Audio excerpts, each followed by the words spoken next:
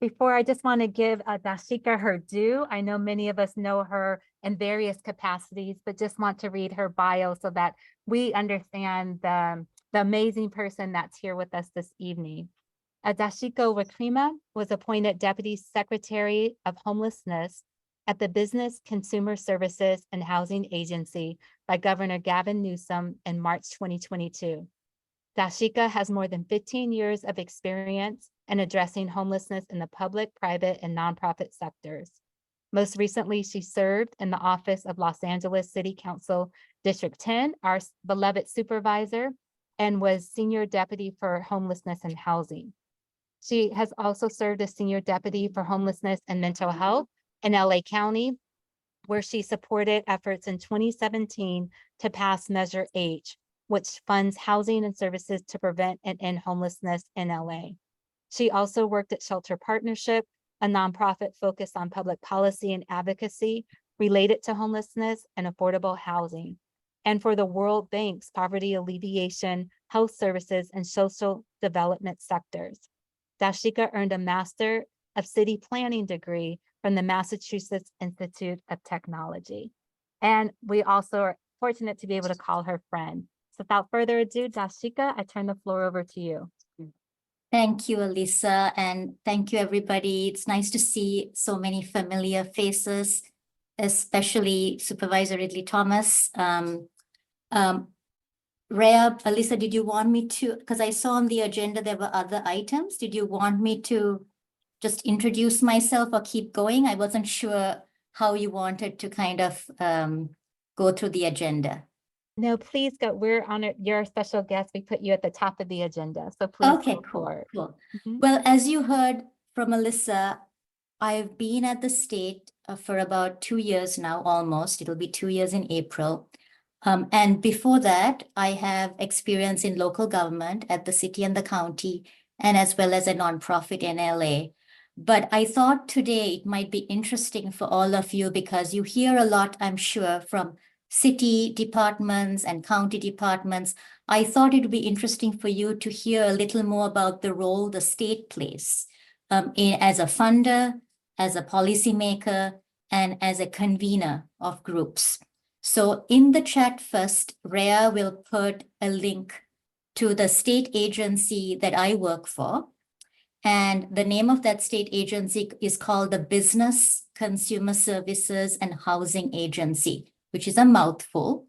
And within that agency, Rhea, you're going to put it, Rhea, there it is.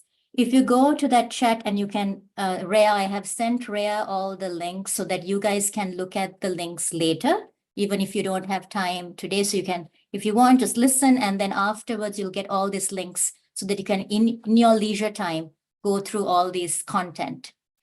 But in this agency called BCSH for short, that's what you'll hear if you're up at the state, because everybody loves an acronym in government. Yeah. There are 4 departments that really do a lot around housing and homelessness. I'm going to focus most of my time today to talk about the California Interagency Council on Homelessness. But before I do that, I want to talk about 3 other departments which are important.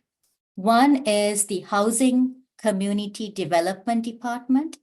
That's the department that provides a lot of funding around transition age youth transitional housing. It provides permanent housing funding for veterans called VHHP or VIP. And it also provides funding, you may have heard of this, for a program called Home Key. This is a program where different cities and counties can purchase underutilized hotels, underutilized apartments, and with money from the state and money from their own local government, they can convert those underutilized hotels or apartments into affordable housing, housing that's affordable for 55 years. So I'll say more about that because I think people don't realize that whenever the state or local government is funding and building affordable housing, the important thing to remember is, unlike market rate housing or other kinds of housing in the community, that housing stays affordable for low-income households for 55 years because there's a covenant between the state and the city to make sure it stays affordable. So that's the Housing and Community Development Department. There's also a department called CalHFA that provides financing for affordable housing, as well as low-interest mortgage loans. So really does a lot around home ownership to make sure low-income folks have access to mortgages and loans to buy their own homes. And then thirdly, there's a department called the Civil Rights Department, also important because many of you have seen sometimes people of color especially have public subsidies, rental assistance provided by the government, but they are unable to find housing that a landlord will rent to them. That is illegal in California. So the Civil Rights Department monitors these activities. And if any of you have heard of instances where you think there's discrimination by landlords against people of color who have rental assistance vouchers, the Civil Rights Department is able to investigate. And in many cases, they have brought lawsuits against big property developments and big landlords that have been discriminating against people of color. And sometimes even families with children. Believe it or not, this was news to me. Some property developments don't like children on their property and have ways to discriminate against families with young children. So those three departments are also within our agency. But like I said, today I want to spend most of the time talking about the California Interagency Council on Homelessness. So Rhea is going to put a link to the CalICH webpage now. Before I get into what CalICH does, I want to mention that at the federal level, there's an entity called the United States Interagency Council on Homelessness, and that body convenes 19 federal departments at the federal level. And that is kind of the mothership, if you will, the United States Interagency Council on Homelessness. And in multiple states, not all, but multiple states, you now have state interagency bodies. So in California, through legislature in 2022, that's when the California Interagency Council on Homelessness, as it is formed right now, was created. So at the beginning of 2022, the California Interagency Council on Homelessness was formed thanks to legislature. And the important thing that you need to take away is it is an attempt to really bring together different departments and agencies at the state level so that they are all thinking about homelessness and the root causes of homelessness and what are the evidence-based solutions to homelessness, that the state family has unity and consensus around what needs to be done as whole of government, right, at the state. So the two co-chairs of there's a state council are my boss, the secretary of the Business Consumer Services and Housing Agency. Her name is Secretary Tamika Moss. She's new. We had a previous secretary who went to a local government in November, and Secretary Tamika Moss just started in February, but we're very excited because she comes with a lot of experience in convening regional areas. She's from the Bay Area and has a lot of experience in housing and homelessness. So she just started a month ago, and I'm very excited, to be honest, to be working with her and seeing what we can achieve with her leadership. But at the state council, she's the co-chair with another cabinet secretary. So Tamika Moss is considered what you call a cabinet level secretary who oversees the agency that I mentioned. Her co-chair is somebody who's well known to the supervisor and me and to many people in LA, is the cabinet secretary over the Health and Human Services Agency. His name is Secretary Mark Galley. You may remember Mark Galley. He used to work at LA County at the Department of Health Services. He actually oversaw a lot of the work at the MLK campus during his time. And he is also now at the state and overseeing and Health and Human Services. So what is important about these two co-chairs? One cabinet secretary that oversees housing and homelessness, and one co-chair who oversees Health and Human Services. The reason why you have these two co-chairs working together is because the state is interested in really integrating those two agencies and all those 4 sectors that I mentioned: housing, homelessness, health, and human services. So I heard some of the folks on the call work in with folks who are in the child welfare system. Some folks on the call work with folks who are CalWorks clients. Some of these folks are single mothers. On average, it's a single mother with 2 kids. They are on very fixed incomes. On average, they're making, if they're a CalWorks beneficiary, no more than $700 a month. Imagine that. How are you going to survive, a single mother with 2 kids with $700 a month? It's very difficult. You're usually sharing with other families, or you're living in your car, you're going to work, children are going to school. And that's the safety net system we have across the country, emanating from the 1996 welfare reform that occurred under President Clinton. So it goes back a long time.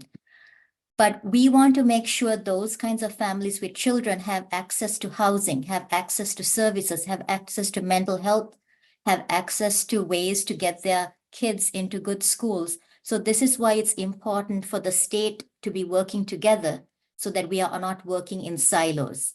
So Rhea, you're going to drop in the chat next the council member, the link to all the council members on the CalICH State Council. And you will see the 2 co-chairs that I mentioned, as well as there are 2 other cabinet secretaries, the cabinet secretary for Veterans Affairs at the state, and the cabinet secretary for Emergency Services, the California Office of Emergency Services. And then you will see in that link that Rhea just put in the chat, there are 14 department heads, and there are 2 community leaders appointed by the state legislature, including somebody you know, Veronica Lewis, who leads HOPIX, is on the state council appointed by the assembly. A quick plug here that the next council meeting is on March 27th. I provided the link where you can go and find the way to join virtually, and you will see the agenda for the meeting. I'll say a little bit more of the agenda once I get through kind of the structure of all the things within the California Interagency Council on Homelessness. The next link, Rhea, if you would drop the advisory committee link. So while we are trying to build consensus among the 4 cabinet secretaries, the 14 department heads, and the 2 community leaders, we want to make sure the decisions they take, the policy conversations they have, are really informed by voices from the community. So you will see we have an advisory committee that provides information and input to the state council. And I will give a shout out here because we have some community members at the advisory committee on this call. Dr. Odunia is an advisory committee member, and Reba Stevens is an advisory committee member. So this is again a way we really think about how we create those connections to community and to people with lived experience to make sure that the state council is being informed by voices of lived experience and voices from the community. Another group we have is, Rhea, if you would drop the link to the Lived Experience Advisory Board. We have a body made up of people who are formerly homeless or still experiencing homelessness. And this body will also be a way for us to kind of make sure that we are checking all our assumptions and getting feedback from people with lived experience as we make decisions at the state level. So that's in a nutshell, kind of some of the groups that are being convened by the state and the California Interagency Council on Homelessness as we think through how we can really push forward with collective actions to make progress on this issue across the state. Next, I'm going to go to policy, how the California Interagency Council is thinking about driving policy based on feedback from these groups that I mentioned. So Rhea, if you would add the links for the 2 state action plans only first. So every year, there is a statewide action plan that is created in coordination with all the groups that I mentioned, but specifically it's about actions that the state council members should be taking collectively. There are 5 action areas. If you go to the plan, you will see strengthening state systems, preventing homelessness, how do we intervene in a way that's effective for people who are unsheltered, how do we create more interim housing, and how do we create more permanent housing. So those 5 action areas are in the plan, and each of the 18 council members that I mentioned, the 4 cabinet secretaries and the 14 department heads, they are responsible for providing activities that feed into the action plan that help us think about how we are working together. So if you drop the next one, the implementation report, thank you, Rhea. The implementation report shows what activities were taken connected to the last year's action plan. So that gives you some information around what the state agencies and departments did to really think about joint actions and collective ways of forging policy and really working together. The next one is the funding guide, Rhea.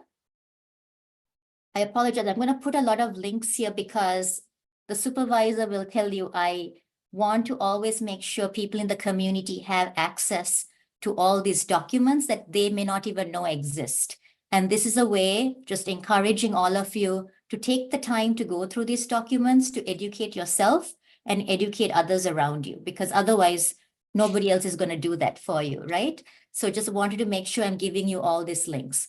So this link, the guide to strategic users of state and federal funds, is actually a pretty important and useful guide because it's something that locals and others can use to think about what are the different types of federal funds that are available, what are the different types of state funds are available, and is there an opportunity for me at the local level to use any of these funds, depending on who's the target population, depending on what the eligible activities are. So this is a way you can really understand the spectrum of state and federal funds that are available to really help people who are experiencing homelessness or even people who are on the brink of homelessness, like Princess mentioned, being on the brink. So the last thing around policy I want to share with you is the data integration system, Rhea. You could drop that. This is going to tie into the next thing I'm going to say. So take a look at this.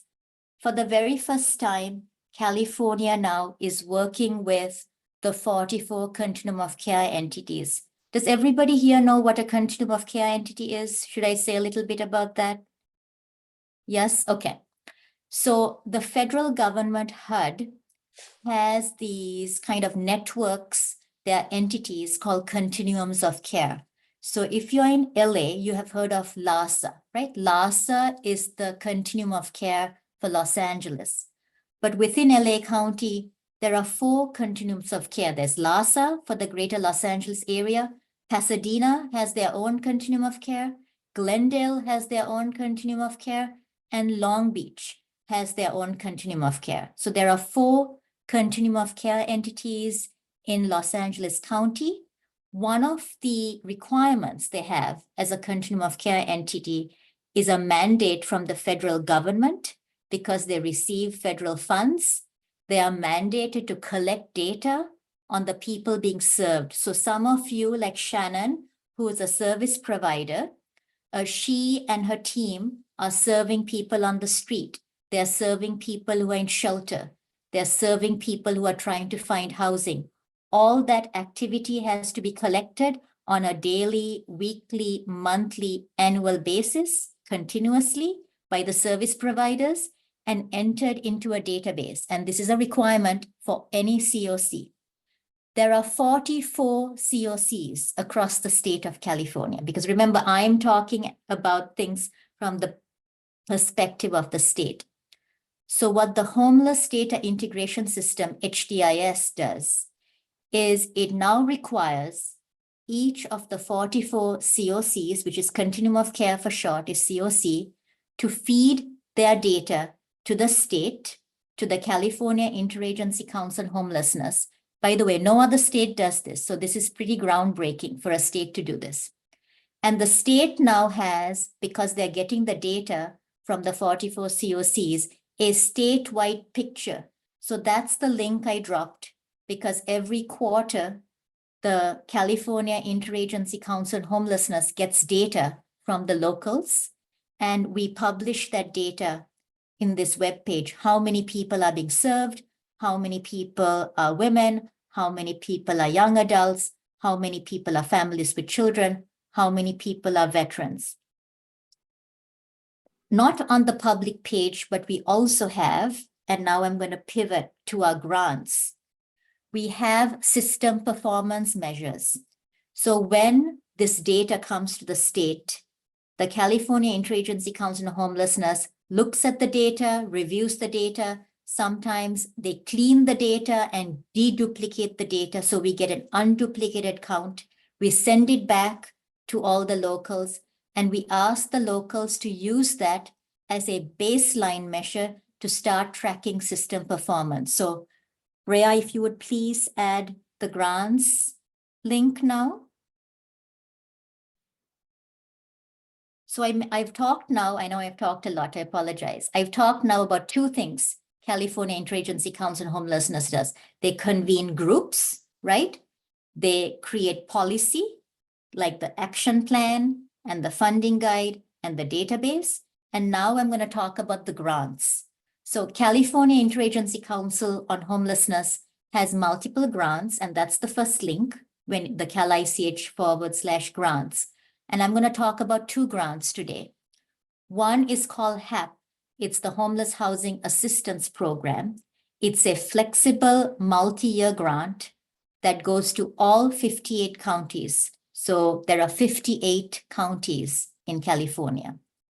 It goes to all 58 counties. It goes to all 44 COCs, and it goes to the 14 big cities. So about 114, 15 grantees. So they all get HAP, but we have requirements. So there have been 4 rounds of HAP already. The 5th round of HAP is now open, and those grantees only, remember, it's not for nonprofits, it's only for these local government entities, the 58 counties, the 14 big cities. In case you're curious, what does a big city mean? A big city is a city with population over 300,000. So LA County, for example, has how many big cities?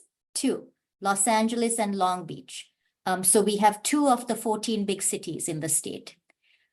In the prior rounds of HAP, round 3 and round 4, remember I mentioned the data that we clean. We send it back to all these HAP grantees, and we ask them to use it at baseline data. And now we are requiring them in HAP round 3, HAP round 4, and continuing into HAP round 5, which is open right now. The deadline to submit applicants from these jurisdictions is March 27th.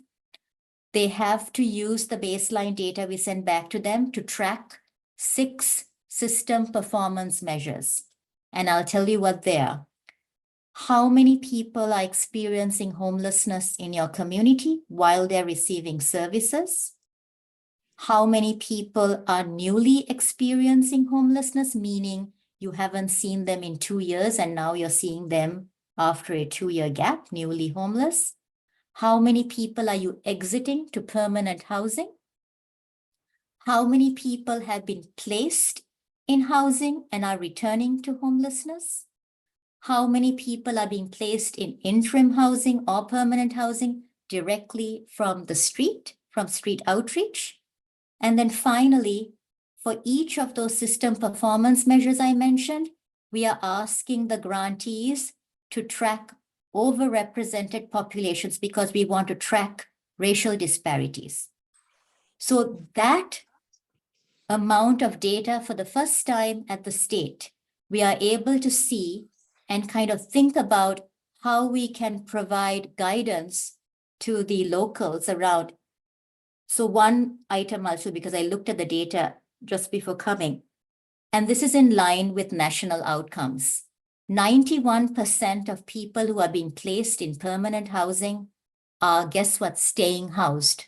91% of people that are being housed throughout California in the 44 COCs are staying housed, but 9% is coming back to homelessness. So what can we do to provide more services or provide more appropriate housing to make sure that 95% stay housed versus 91? Even 91 is pretty good, but how can we make that even better? So those are the kinds of data points over the next year that the state will really be looking at, county by county, COC by COC, to see how we can provide technical assistance to make those numbers even better. The other interesting thing on the return to homelessness piece is if you look at families with children, the return is even less. So 94% of families with children that are placed in permanent housing are staying housed. Only 6% are returning. So you can see that it's really the single adults that's making that number 9%. The families with children that are being placed in housing are doing a little better. So again, more things for us to kind of study. And along with Dr. Ordunia and Reba Stevens on the advisory committee, we do have academics. We have Dr. Margot Cushell from the University of San Francisco, and we have Janie Roundtree from UCLA Policy Lab, and we also have researchers from the Urban Institute. So we have a body of people who can really think about what's going on here and how can we do better. The other thing with HAP Round 5 is that we are requiring for the first time, remember I mentioned it can be counties, it can be COCs, it can be big cities. In the past, they could apply separately. For this round, round 5, we are requiring as a state that they must come in together with the county as the geographic boundary. So let's take LA County as an example. Technically, there are multiple applicants, right, that are eligible. There's LA County, there's LASA, there's Glendale, there's Pasadena, there's Long Beach. There's the city of Long Beach as a big city and the city of LA as a big city. They could technically all apply separately in the prior rounds.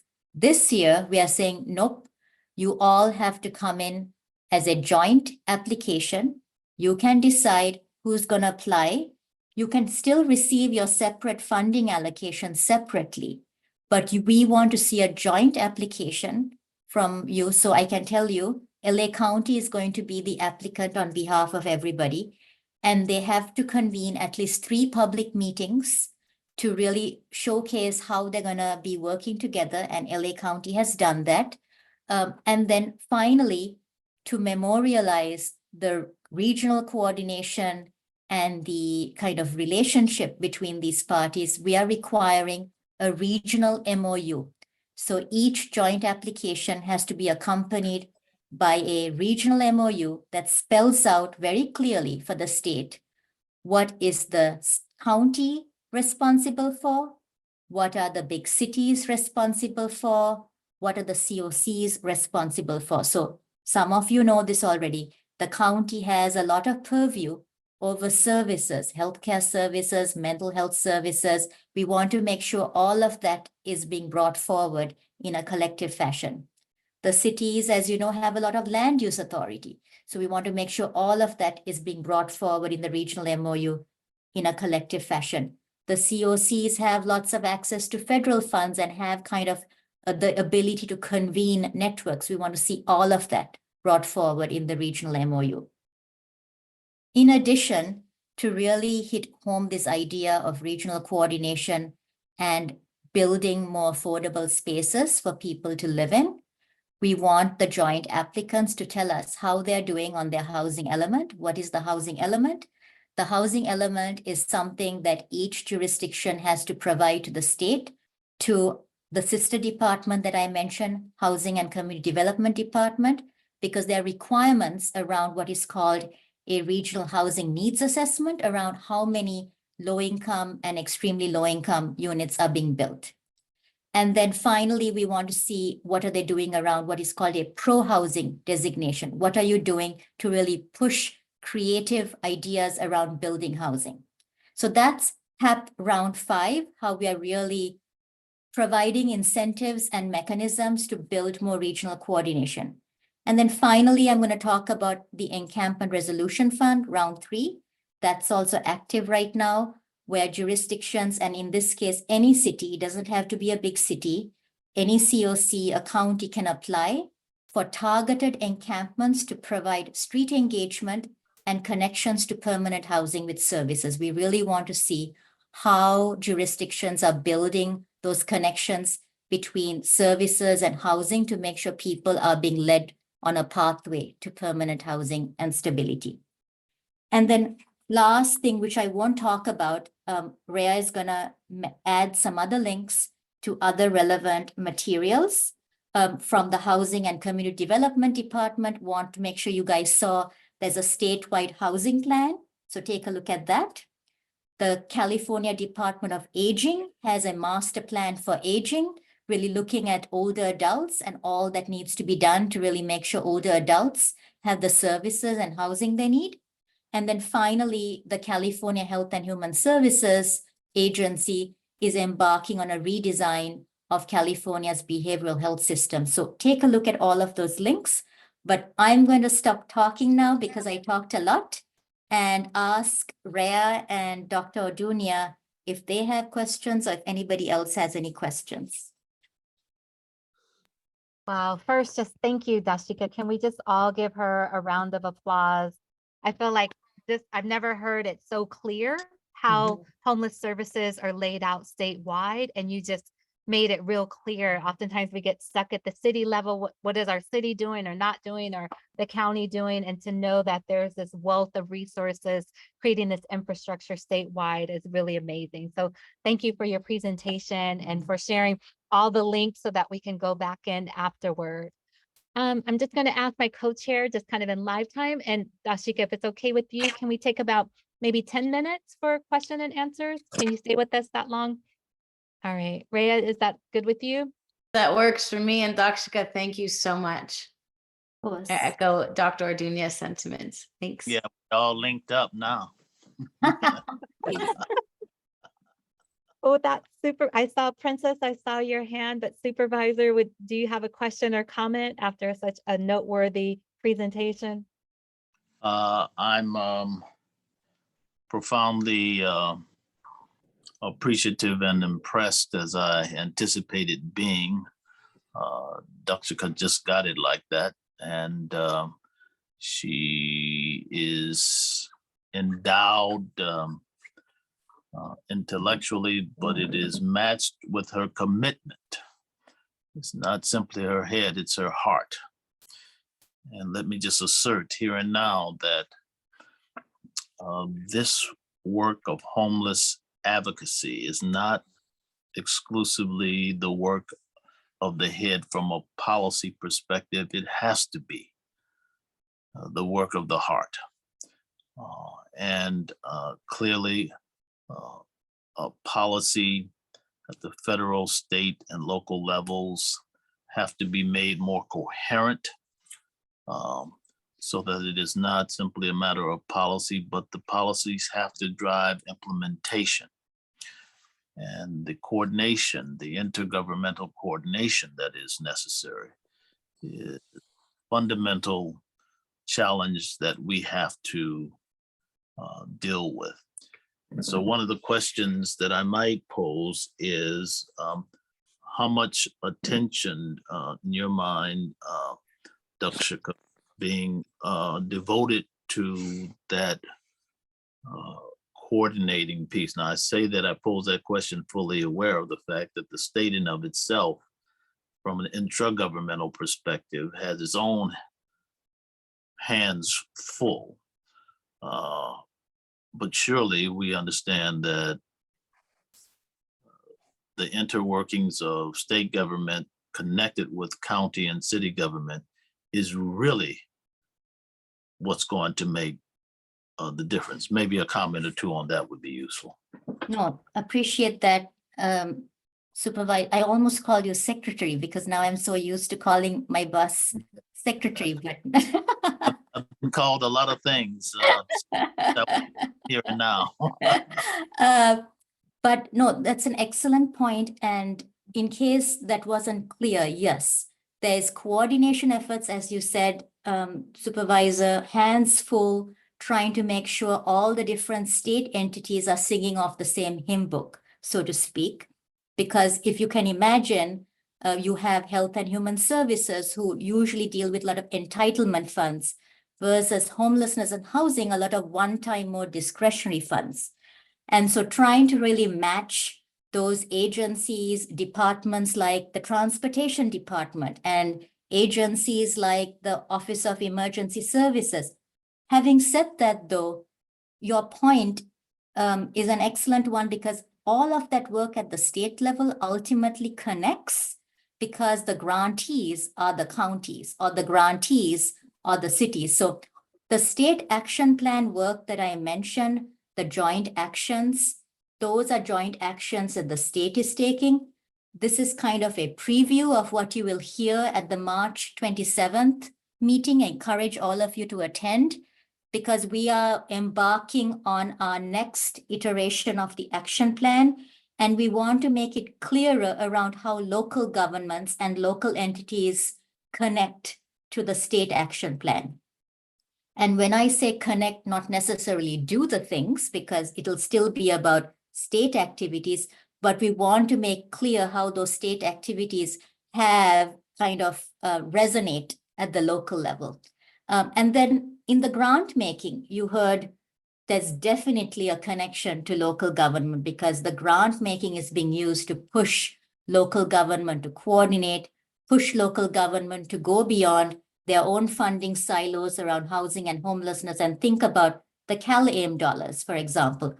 How, if I'm building housing, can I talk to the managed care plan in my county or in my city and think about those services for clients who are experiencing homelessness who might be Medicaid eligible and might be able to receive CalAIM dollars. And so that's a piece you will hear more from the state over the next year, really helping locals understand not just the COCs and the cities, but helping the managed care plans understand the role they can have to really help braid these funds together at the local level. So I can talk a lot about this, as you can imagine, but it's an essential, to your point, not only intra-government kind of coordination, but state government to local government. And I would add, I haven't gotten into this, state government and local government and federal partners as well. Right.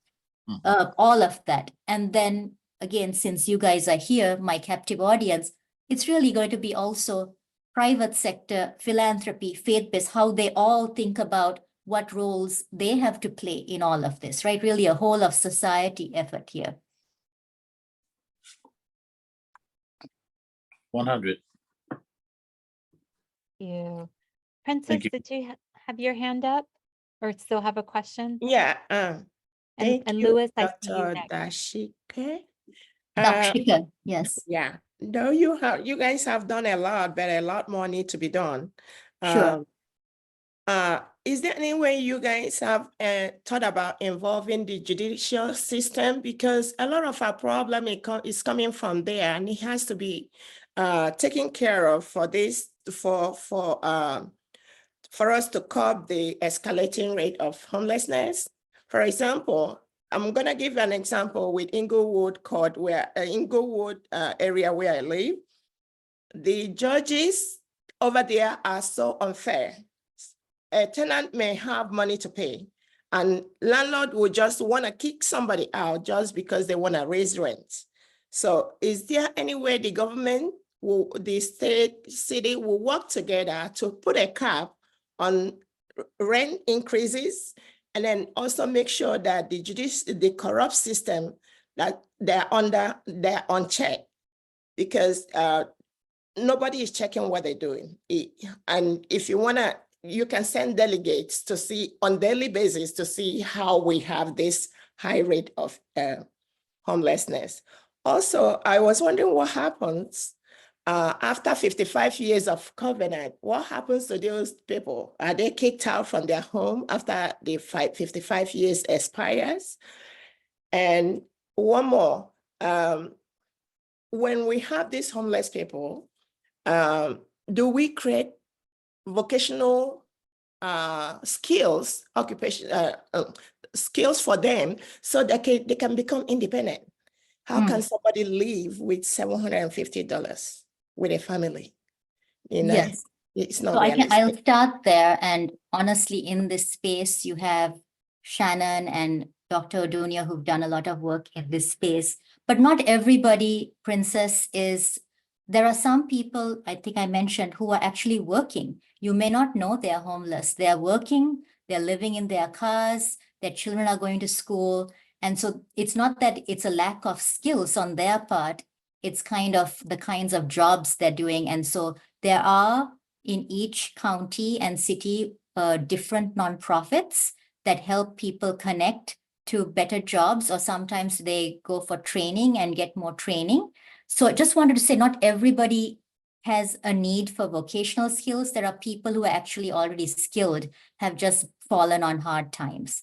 The second thing you mentioned, the 55 years, we have not approached the 55-year mark yet, but yes, at that time, we will have to either renew the covenant, which will probably be what happened, or think about other ways to kind of create more affordable housing at that 55-year mark, which I don't know if any of us will be around at that time, but yes, that'll be something that people will have to think about around other forms of, really, it's about the rental assistance, making sure that people in those apartments, maybe they can afford the rent at that time, or they will be relocated to another place where they can afford the rent. But on the covenant issue, Princess, at that 55-year mark, you will have to, just like you remortgage a house, but it's more complicated than that, they will have to refinance that building to figure out kind of how to stretch it beyond 55 years.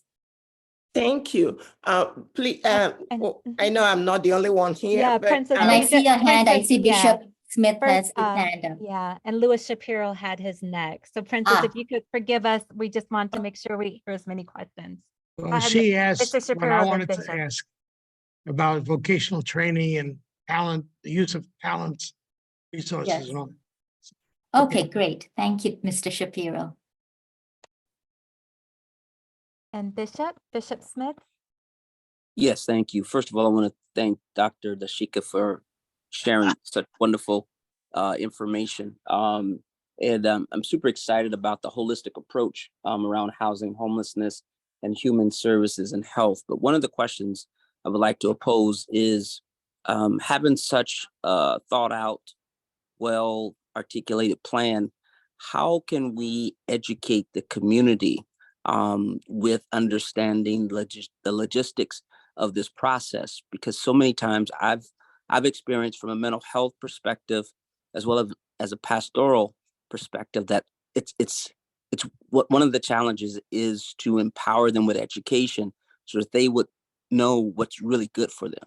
And I think we've seen this around the COVID pandemic with the vaccination shots, where a lot of the marginalized communities were suffering because of the lack of knowledge and the discrepancy around whether the COVID vaccination was going to hurt them or really help them. No, excellent question. And this is why I flooded all of you with these links, because I do think, Bishop, that we need to do more to educate. Like, even I am learning a lot each time, thanks to this kind of group, learning about mental health services, learning about CalAIM, which is the new Medicaid waiver. So one thing I would suggest is, as a beginning step, joining that March 27th call, and the link is here. And maybe, Elisa, when you send this out to everybody, you make sure that's yellow highlighted so people know. It's a Zoom link. It will be March 27th at 1 o'clock. And there will be 2 agenda items that might be of interest. Well, 3 really. There will be a memo from the advisory committee, and I mentioned Dr. Odunia and Reba Stevens is on that. So there are some recommendations from the advisory committee that will be considered by the state council, the 4 cabinet secretaries and the 14 department heads. But then to your point, Bishop, there will actually be a conversation around the state action plan that I mentioned, because I mentioned we are thinking about the new action plan because the old action plan really was released in 2020 during the pandemic. And we want to kind of take a fresh look at the action plan and see how we can really think about not only collective action, but how are we measuring those collective actions? So this is a new conversation. The conversation is going to begin on March 27th with all the council members. It will continue over the next year because we want to really be very intentional and thoughtful about it. We will continue to get feedback from the Lived Experience Advisory Board and the Advisory Committee. But I also want to mention something I forgot to mention. We also are doing a lot of work with 109 federally recognized tribal governments. Tribal governments, you know, we are all living on native land. And so we want to make sure that we are consulting with them and hearing from them as well. So the executive officer of the California Interagency Council on Homelessness is actually going to be doing 3 listening sessions with tribes. She did one last Friday. But to your point, Bishop, I would join that call, which will be, I think, good kind of fodder for thinking about how you and your community can continue to engage on this with the state. Thank you so much. We have time for 1 or 2 more questions. And while we're looking for questions, I just want, you mentioned mental health services, Dashika, and just also want to recognize County Mental Health Commissioner Reba Stevens and also Stacy Dalgeese who are joining us tonight. Thank you for both Excellent. of you for your service. And I don't see hands, or you can wave your hand if you have a question. And I'm not sure if we got People have information overload. I was gonna say, Dashika and Lou, I think Princess had one more question. It sounds around what can the state do to help cities and counties kind of with eviction prevention? So Yes, Mhm. yes. So on that point, Princess, the state cannot necessarily set those rules for each city and county, but the state is kind of providing guidance, and sometimes it comes in the form of legislature. Because remember, I work for an agency, but those kinds of policies are set by the governor and the legislature. So I am merely a humble employee that executes those things. So sometimes there are legislature that is put forward, sometimes it passes, sometimes it doesn't. But on evictions, I just wanted to mention in LA City, I mentioned the Civil Rights Department. There's also in LA City various groups, legal aid foundations, as well as in the city of LA, there's actually a tenant protections division. So it might be worth it for people who, if you do live in LA City, to learn more about those things, as well as, and I see the Bishop and Reba may have more to add on that score. I don't know if it's different questions, but just letting you know that it's really a city by city conversation, Princess. And I know you mentioned Inglewood, so it depends on each jurisdiction.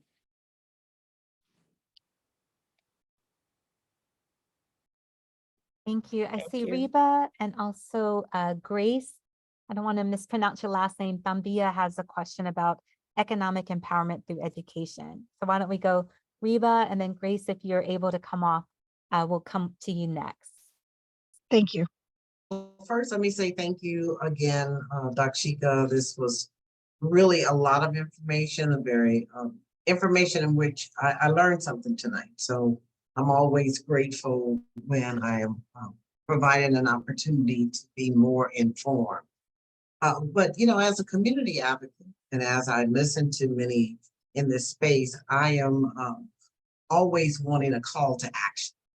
And so the question for me, from you while we have you, is what is it that we as a community, as concerned citizens, as constituents, what can we do to assist and support particularly with this action plan that's being developed to improve life and also be more connected to the state and the great Thank work you. that's happening. Thank you. I'm gonna say again to join the advisory committee meetings are public, that Reba and Dr. Odunion, the council meetings are public. So I would encourage you to just at least join those meetings and learn more about what is being discussed, make public comment, and think about how you might want to bring some of those learnings back to your community. So that's one thing. The second thing I would also encourage you is I mentioned the grants. There were public meetings around HAP. And so I hope people attended those. I want to make sure in the future, if there are future rounds, that you keep an eye out and think about joining those conversations. And maybe it's not HAP because, you know, the county and the city also have many public meetings around how they're going to be using the funding. So I would encourage all of you to think about and find out where those meetings are happening, whether it's the HAP grant or other grants, to learn more about how those grants are being used in your community. So become informed about that. And sometimes, you know, that's something that you may not know, that there was a home key project down in your neighborhood. And that's the great development that you should be talking to other people about, because I also think some of the work which the state needs to do more, but we are so busy doing the work that we don't take the time to really think about the stories of people whose lives have been changed by this. So some of that really is working with the nonprofits, who are the folks who are ultimately serving people on the ground. But that's also something that as community members, it would be great if you could start learning and thinking about lives that have been changed, so that if you do come across people who think nothing's happening, you can say, well, actually, there is a nonprofit that works with families with children. And I saw recently, in fact, one of our former Empowerment Congress co-chairs, Charlene Demas, had her lovely project, the opening. And if you look at how it's funded, it's using transition housing money for people who are transition age youth, and using development money to really provide safe, stable housing for transition age youth. So I think the more people in the community understand that it's not just building, but think about all that Charlene Demas had to do to put that together, and how can you support those nonprofits on the ground. I think that's something else that people should start educating themselves about, what nonprofits are doing, and seeing how they can also share those stories and support them. Yeah, the 91% of people who stay in housing is a good story, but it doesn't, when you look at the streets, it doesn't look like it. Yes, mean, no, we need that is an to- excellent point, Mr. Shapiro, and that's because, and the supervisor has heard me say this before, and I'm sure many of you have heard this statistic before. Every time you exit people from homelessness because of the wage disparities and because of the lack of affordable housing, more people fall into homelessness that day, right? So the statistics in the past in Los Angeles, and it's probably close still, every day 207 people exit homelessness, right, Louis? But that same day, 227 people fall in. So what that means is functionally 20 more people became homeless because more people fell in than exited. So yes, you're going to see more people on the street, but you're also not telling the story of the 207 people who exited homelessness, because say 50 people, if only 50 people exited, there would be an even bigger kind of margin of growth, right? So it's still an issue, because you're right, people who are, not kind of working to solve this only see a worsening issue. But I will say that this is where we have to do more on the prevention side. And this is why the state action plan has a prevention kind of action area.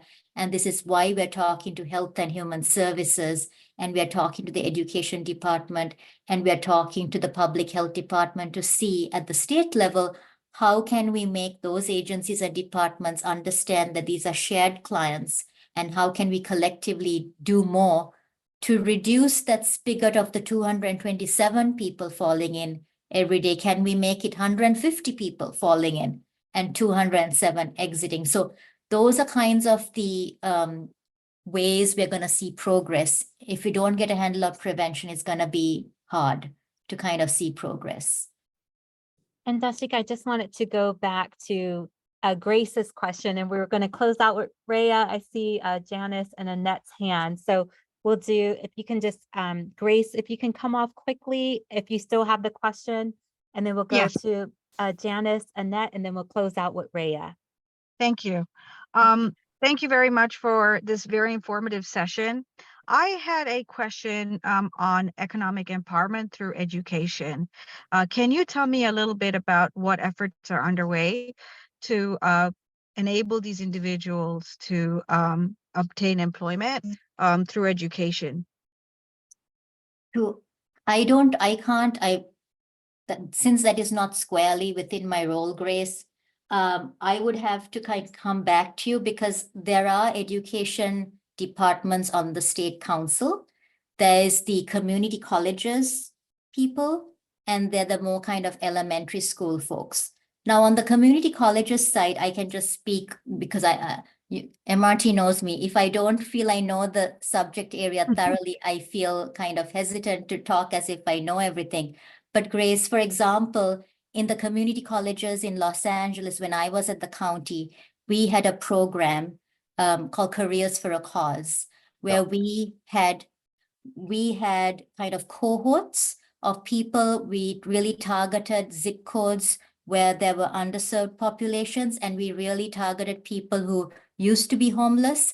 And we created cohorts, 7 altogether actually, to really train people so that they could enter the field as case managers and other kinds of, as clinical workers, things like that. So for example, Jack Barber at Sharp and Veronica Lewis at Hopix and many other, St. Joseph Center hired some of these folks even before they graduated from Careers for a Cause. So that's one example, and I'm only mentioning because I was involved with that. But those are some of the best practices where you can really think about targeted educational opportunities and stipends so that people don't feel that they are missing on the employment that they have to get this training. And both of those, including support. So we provided actually supportive services to make sure people felt supported throughout. All of those pieces allowed there to be a very successful cohort with everyone graduating and getting jobs.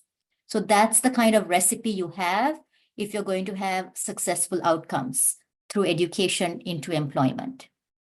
Thank you. Thank you for that presentation, Dr. Chika. I miss your wisdom at the local level. But I have a question. So you mentioned the idea or the thought or the need for collaboration, and you also mentioned the HAP funding. I'm wondering if there's any knowledge base at the state where people have reported on what they've done or what they're doing around the state that's available for people to put their eyes on to see what's possible in some of our communities locally. Do you know of anything like that? Good. And Janice, are you talking specifically about HAP funds and what they're doing with the HAP funds, or just broadly speaking? Well, you mentioned the HAP funds, Yes. But it could be broadly speaking if it's documented in a way that people can put their eyes on it and say, oh, in this community, we're trying to do something similar. We might look at this model and see if that's possible for us. Yep. There's an entity within California Interagency Council on Homelessness called the Local Initiatives Division. They have a newsletter, so I would encourage you to sign up for the newsletter if you go to the CalICH website. And they use that newsletter to share a lot of best practices. I will say that going forward, because CalICH, as I mentioned, is brand new. So we've been staffing up that division. We want to do more of what you're talking about, Janice. Once HAP Round 5 awards have been made, which will be in the fall of this year, we want to really take a closer look on where people are spending the money and really think about in your community, here are the different federal funds you have, here are the different state funds you have, maybe there's a local measure, and we want to kind of look at kind of the ratio of prevention to interim housing to permanent housing. Because what we also want to encourage locals to do, Janice, beyond kind of the best practice model, is also think about concurrent investments. It's not this or that. You need to be spending money on prevention, on interim housing and permanent housing at the same time. Now, I know this is hard when there's a budget deficit at the state level and people at the local level also have budgets that are in trouble.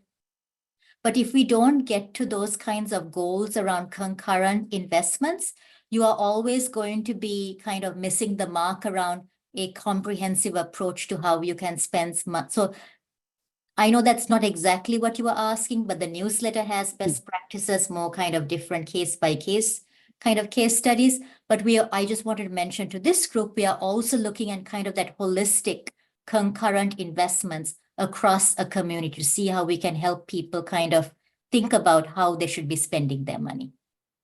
Thank you. Ms. Annette? Thank you. Dashiki, thank you so much. My head hurt right now. I have obtained so much information, but I thank you so much. There are so many different levels that that's being involved. My main concern is that you have people that are extremely homeless, that are living in their cars, but you also have those that mentally challenged with mental illness. Some of them don't want to be housed. Okay. And then also too, we have the Olympics that's coming up. What is going to happen to those people that are out in the street homeless during that period? What are they going to do with those people?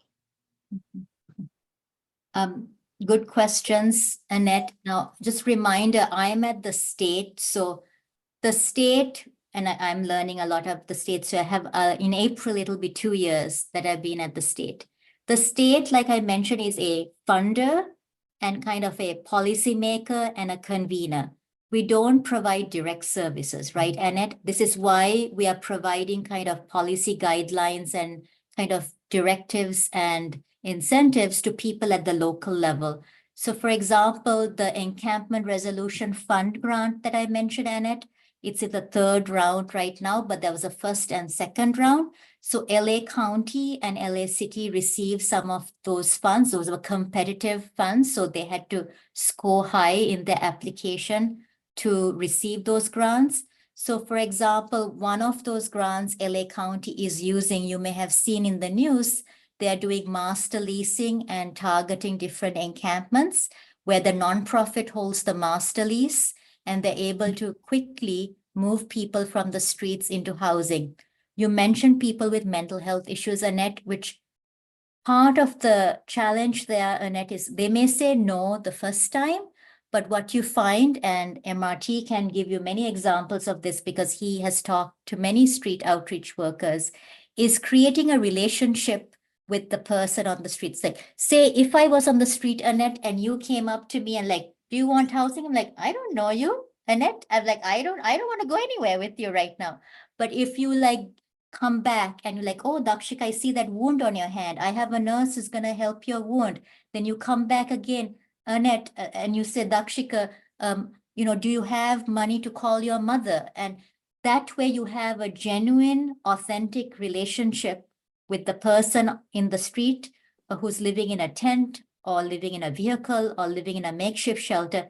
That provides you an opportunity then to ask them, like, now that you and I know each other, would you consider coming into housing? And believe it or not, Annette, once you have that relationship, it's like anything, right? Not even just homeless people, any relationship you have. Once you have that authentic relationship with someone, they know you're on their side and they are more willing to kind of participate in kind of joint decision making around their next step. So. And just a word on that, that was to underscore your comments, Dakshika, that was the wisdom, some would say the genius behind the multidisciplinary teams. Yes, precisely that there was a capacity for multiple touches with frequency. That's right. The notion being that trust would be built. So I'm not coming on March the 1st and then coming back on April the 15th. But in fact, I'm on March the 1st. The latest would be March the 8th. Then again on March 15th with the sense of that public health nurse, with that social worker, with that housing navigator. That's the army that I contend needs to be sustained. Mhm.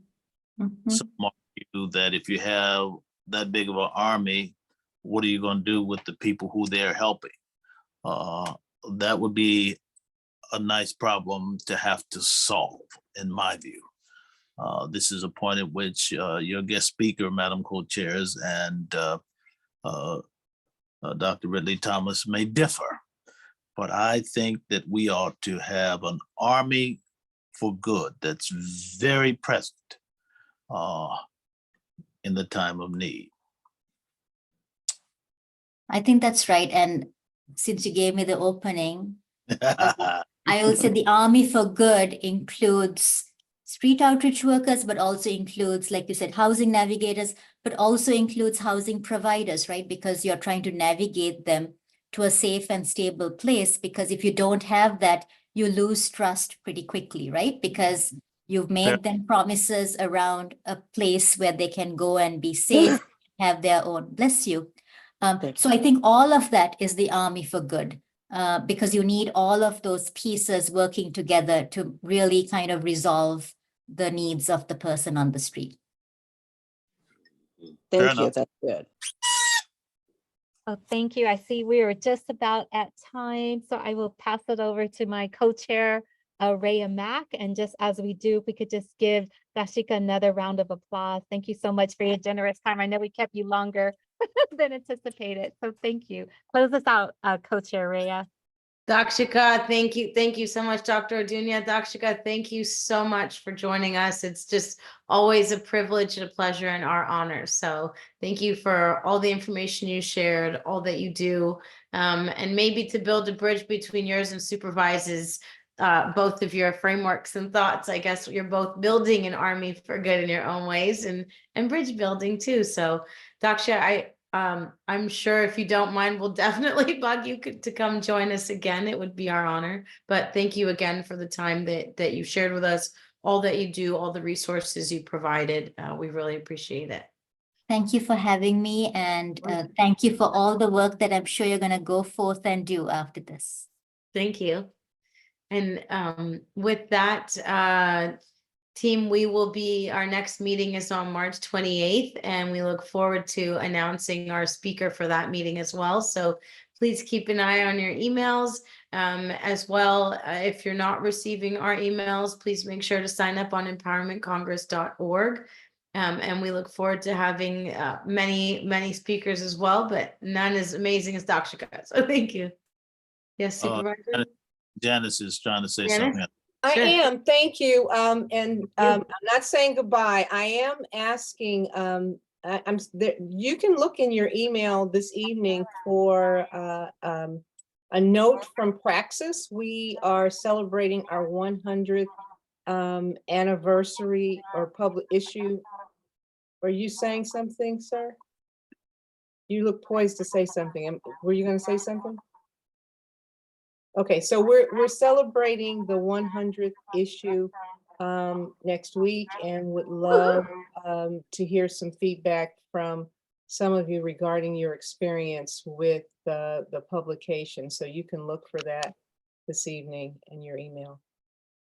Thank you, Janice. Big round of applause Congratulations for on Praxis.